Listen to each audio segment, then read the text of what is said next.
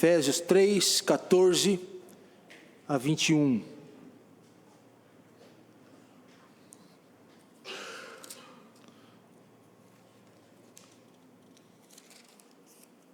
Diz assim: por causa disso me ponho de joelho perante o Pai de nosso Senhor Jesus Cristo, do qual toda a família nos céus e na terra toma o nome, para que, segundo as riquezas da sua glória, vos conceda que sejais fortalecidos com poder pelo seu Espírito no homem interior, para que Cristo habite pela fé nos vossos corações, a fim de, estando enraizados e fundados em amor, poderdes perfeitamente compreender, com todos os santos, qual seja a largura e o comprimento e a altura e a profundidade, e conhecer o amor de Cristo, que excede todo entendimento, para que sejais cheios de toda a plenitude de Deus.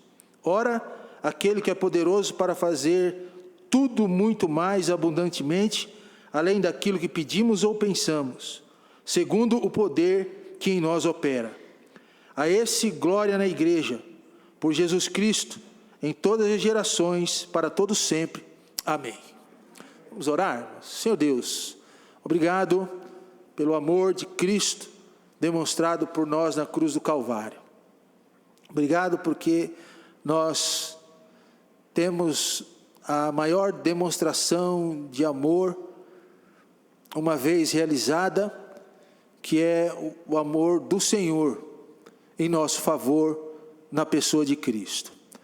Louvamos o Senhor pela leitura desse trecho da Tua Palavra, onde nós iremos meditar nesse momento. E eu peço, Deus, que o Senhor nos traga a direção do Santo Espírito do Senhor e ilumine as nossas mentes e corações, nos traga o conforto, a exortação, a direção que nós precisamos.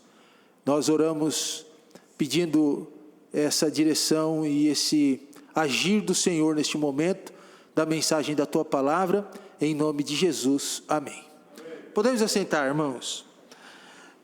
A característica mais importante na vida do verdadeiro cristão é o amor visto em Cristo, porque esse amor de Cristo, ele não poderá ser visto em nenhum outro lugar, em nenhuma outra pessoa, a não ser na igreja e na vida de cada um de nós como cristãos individualmente.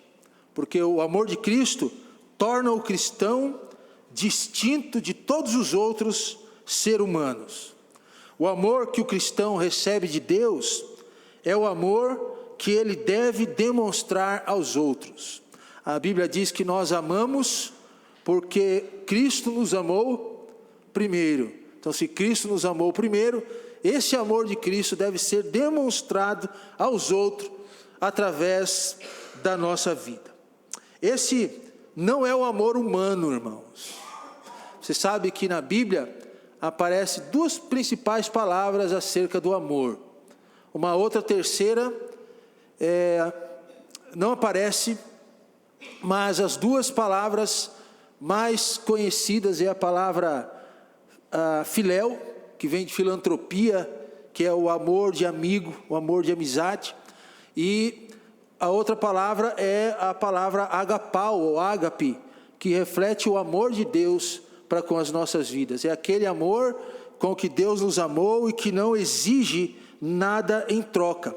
Enquanto o amor humano, ele está mais nesse consenso de amor de amigo, de amor de filantropia, e muitas vezes também naquela questão da outra palavra, amor, que é de erótico, ou de eros, ágape, filéu e eros, mas é o amor humano, fica aquém do amor que Deus nos demonstra, e nos demonstrou em Cristo Jesus. Esse é o amor ágape, é o amor sacrificial, onde Jesus entregou sua vida voluntariamente por cada um de nós, e ele não exige nada em troca. Nós estamos aqui diante de uma oração do apóstolo Paulo. Você percebeu logo no início, ou no versículo 14, ele diz: por causa disso me ponho de joelho. Então nós estamos aqui diante de uma oração de Paulo pelos irmãos de Éfeso e, consequentemente, Paulo orando por nós também como igreja. E na oração de Paulo, ele pede que todos os cristãos, não só aqueles lá de Éfeso, embora aqueles foram os destinatários, primários, mas a palavra de Deus é viva para nós hoje também. Logo, Paulo também pede que nós, como cristãos, que pertencemos à família de Deus e que experimentamos esse verdadeiro amor, esse amor precisa ser transmitido a outras pessoas, mas que ele seja experimentado verdadeiramente, conhecido verdadeiramente nas nossas vidas que fazemos parte da igreja do Senhor. Por isso eu coloquei o tema da mensagem nessa manhã, o título como Conhecendo o Amor de Cristo. E em resumo, nessa oração, a afirmação do apóstolo Paulo é que todo cristão deve conhecer experimentalmente o amor de Cristo. Você não tem apenas que conhecer somente, mas você precisa experimentar o amor de Cristo. Será que você experimenta realmente o amor de Cristo na sua vida? Então, nessa oração, Paulo apresenta 3 razões para conhecermos o amor de Cristo. 3 razões para conhecermos o amor de Cristo. E a primeira delas é que nós devemos conhecer o amor de Cristo para receber poder espiritual. Essa é a primeira razão. Devemos conhecer o amor de Jesus para que recebamos poder espiritual da parte dele. Versículos 16 e 17, Paulo diz o seguinte: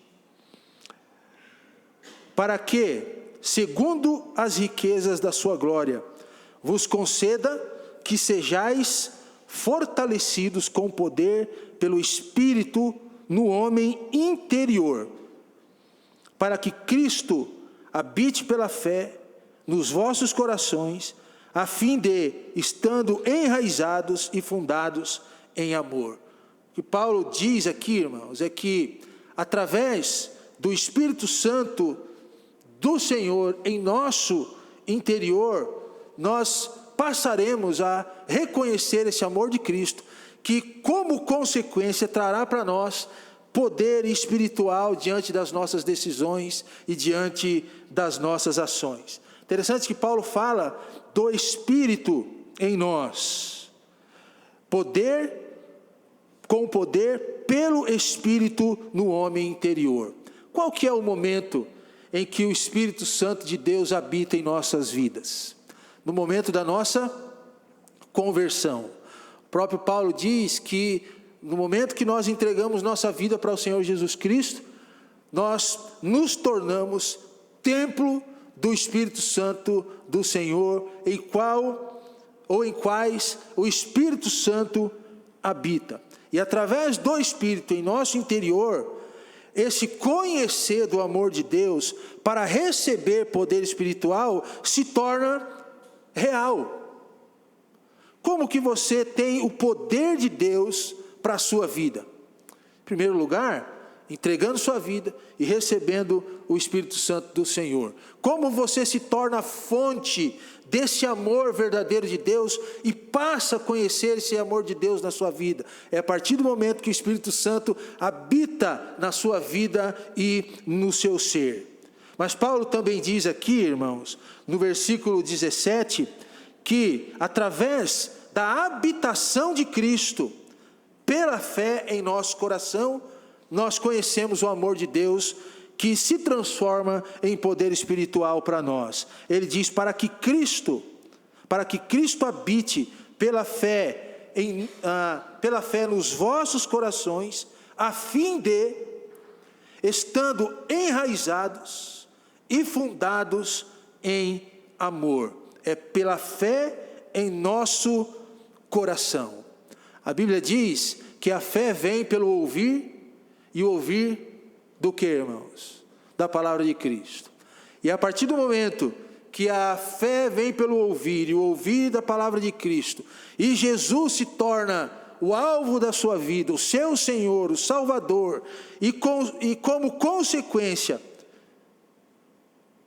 Ele habita em nós, pela fé, em nosso coração. Como que Jesus habita em nossas vidas, irmãos? Pela presença do Espírito Santo.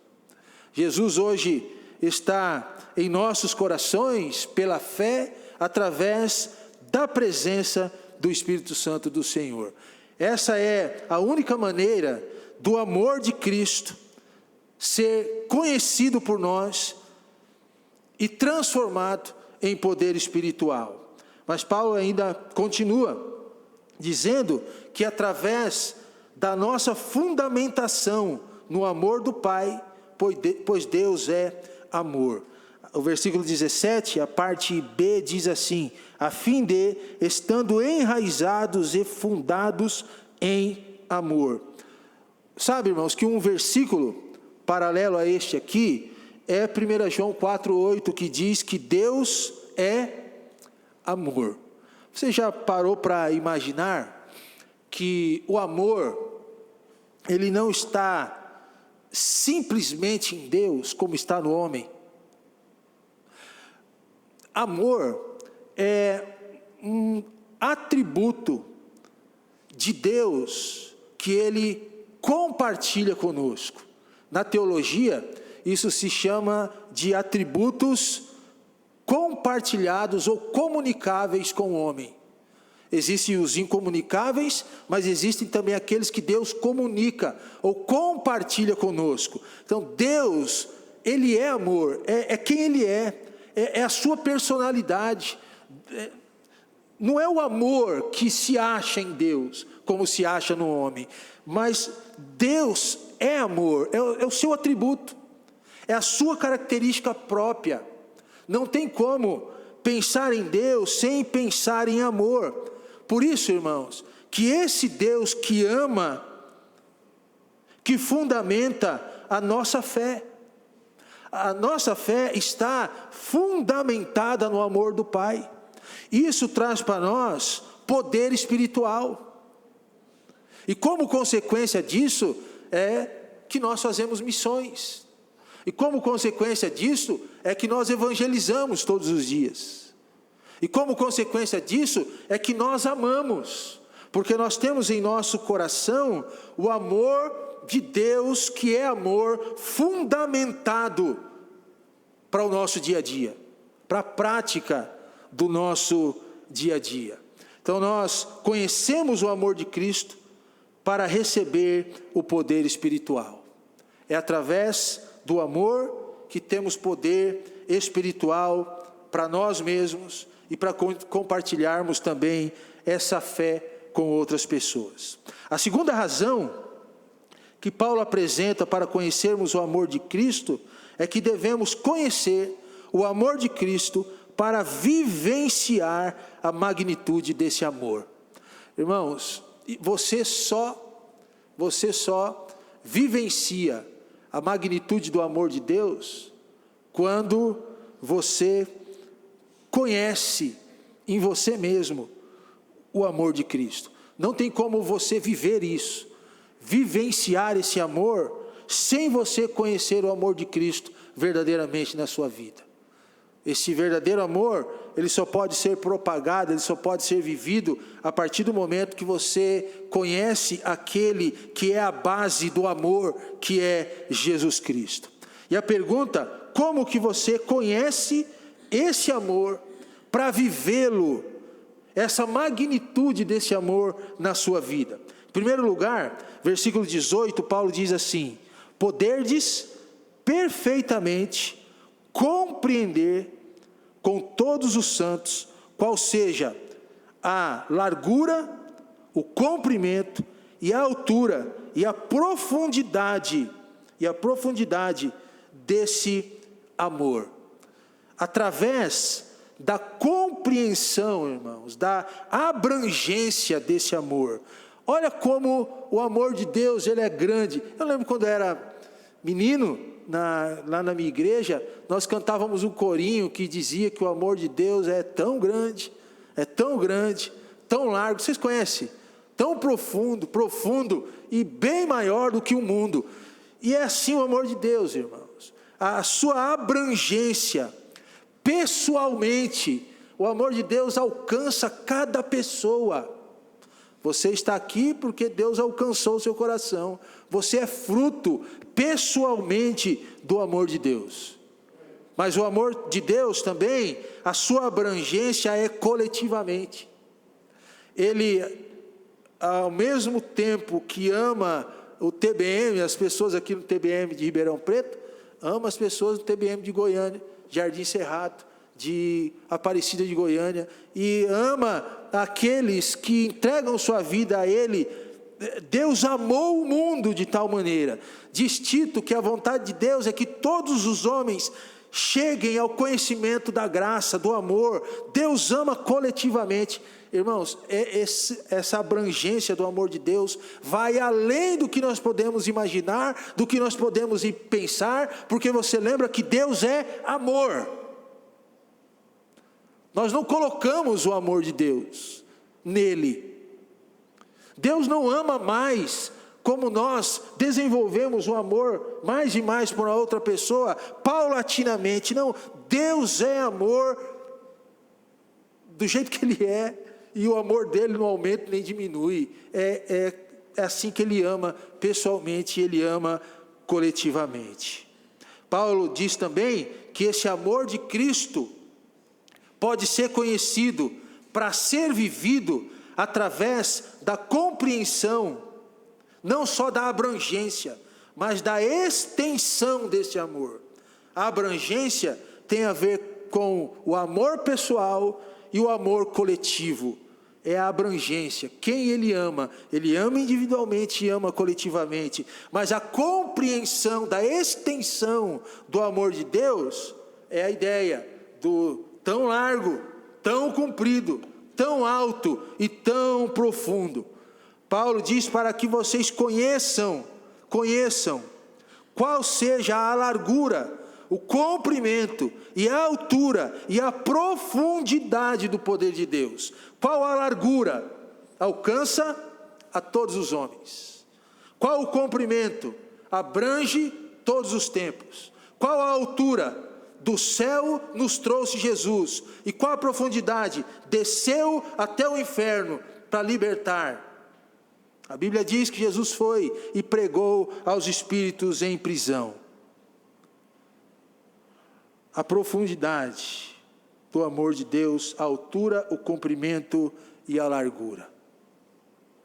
E ainda aqui, irmãos, dentro dessa ideia devemos conhecer o amor de Cristo para vivenciar a magnitude desse amor, é que através do conhecimento experimental e vivencial desse amor. No versículo 19 diz: e conhecer o amor de Cristo que excede todo entendimento, para que sejais cheios de toda a plenitude de Deus. Irmãos, eu poderia pregar aqui, logicamente eu não vou fazer isso, né? Mas eu poderia pregar aqui 3 horas, 4 horas, 5 horas, direto falando e tentando explicar o amor de Deus para vocês. Eu posso voltar aqui o próximo domingo com uma outra mensagem do amor de Deus para a igreja. Mas nós nunca conseguiremos entender o amor de Deus. Paulo diz que esse amor, ele excede todo o entendimento. Daí você pergunta: como que Deus amou o ladrão na cruz, que pecou a vida toda e salvou naquele momento? É o amor de Deus. A gente não explica isso. Como que Deus salva o pior dos pecadores, como foi Paulo, e ele mesmo diz isso, né? Que ele era o pior dos pecadores, e a graça de Deus o redimiu, alcançou. É o amor de Deus. A gente não entende isso, porque o amor de Deus, ele excede todo o entendimento, e esse amor nos faz tomados de toda a plenitude de Deus, toda a plenitude de Deus. A terceira razão, a primeira é a seguinte: para nós conhecermos o amor de Deus e vivenciarmos esse amor, nós devemos conhecer o amor de Cristo para receber poder espiritual. Devemos conhecer o amor de Cristo para vivenciar a magnitude desse amor. Em terceiro lugar, devemos conhecer o amor de Cristo para glorificarmos a Deus. Versículos 20 a 21, Paulo diz assim: ora, aquele que é poderoso para fazer tudo muito mais abundantemente, além daquilo que pedimos ou pensamos, segundo o poder que em nós opera. A esse, glória na igreja, por Cristo Jesus, ou por Jesus Cristo, em todas as gerações, para todos sempre. Amém. Por que nós glorificamos a Deus, irmãos? De acordo com Paulo. Em primeiro, porque Deus é poderoso, diz o versículo 20, aquele que é poderoso para fazer tudo e muito mais. Por isso nós glorificamos o Senhor. Ele é Deus poderoso, Deus soberano, e não existe nenhum outro ser, nenhum outro Deus igual ao Deus que nós servimos. Por quê? Porque Ele faz infinitamente mais do que pedimos. Quando você pede em sua oração, saiba de uma coisa: Deus está preparado para fazer muito mais do que você pede. Deus está preparado para ir além do que você precisa. E Ele faz também infinitamente mais do que pensamos. Nós achamos que aquilo que nós pensamos é o melhor para as nossas vidas, mas é o que Deus pensa, além do que nós pensamos, que é o melhor para nós, e Ele faz além dos nossos pensamentos. Deus sempre tem o melhor, irmãos, além dos nossos pedidos e além do que nós pensamos. Deus sempre tem para nós além de tudo isso, porque Ele é poderoso. Nós devemos conhecer o amor de Cristo para glorificarmos a Deus, porque o seu poder opera em nós. Paulo diz isso no versículo 20, ora, aquele que é poderoso para fazer tudo mais, tudo muito mais abundantemente, além daquilo que pedimos ou pensamos, segundo o poder que opera em nós. O poder é de Deus e não nosso. Amém, irmãos? Às vezes nós achamos que temos poder para resolver alguma coisa. Nós não temos nada. Às vezes nós achamos que somos o último biscoito do pacote. Conhece a expressão? Nós não somos nada. Às vezes nós dizemos: eu vou fazer isso, amanhã eu vou fazer aquilo outro, só se Deus permitir. Por quê? Porque o poder é dele e não nosso. Às vezes nós dizemos assim: eu tenho vontade de viajar para tal lugar, eu tenho vontade de comprar tal carro, eu tenho vontade de comprar tal casa, eu tenho vontade de ser o fulano ou igual o fulano de tal. Tudo bem, a vontade é sua, não é errado você ter vontade, mas é a vontade dele que opera em nós. É a sua vontade diretiva. E se você insistir muito, Ele também permite na sua vontade permissiva.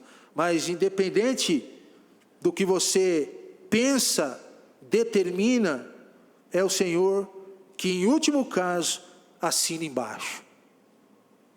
Porque o poder não é nosso, não é conforme a nossa vontade, mas o poder é dele e conforme a vontade dele. O poder dele se manifesta em nossa vida. Amém, irmãos? Você pode dizer hoje pela manhã que você é manifestação do poder de Deus, sim ou não? Sim, eu também posso. Mas sabe de uma coisa? Que o poder que se manifesta em nossas vidas não é conforme o nosso querer, mas é conforme o querer dele. É o que Paulo diz no texto. E no versículo 21, a esse glória na igreja, por Jesus Cristo, em todas as gerações, para todos sempre. Amém. Glorificamos a Deus, porque Ele merece. A esse glória na igreja, por Jesus Cristo, em todas as gerações, para todo o sempre. Deus merece, irmãos, que a igreja dedique a Ele toda a glória, toda a honra e toda a adoração através de Jesus Cristo. Na igreja, o único digno de adoração é o Senhor.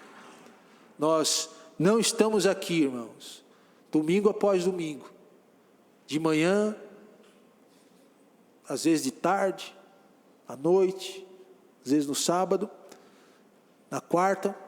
Nós não estamos aqui para adorar o homem. Nós não estamos aqui para adorar o pastor da igreja. Nós não estamos aqui para adorar a nós mesmos. O único que merece toda a adoração das nossas vidas, toda a glória, é o Senhor Jesus Cristo. O único que é digno de toda adoração. Quando Israel, nas suas diversas caminhadas, quis tirar a adoração do centro, que era a adoração para o verdadeiro Deus, Israel perdeu o rumo da sua vida e foi disciplinado pelo Senhor. Deus é o único que merece toda a glória na vida da igreja. E por isso, irmãos, dediquemos toda a glória a Ele e em todo o tempo das nossas vidas.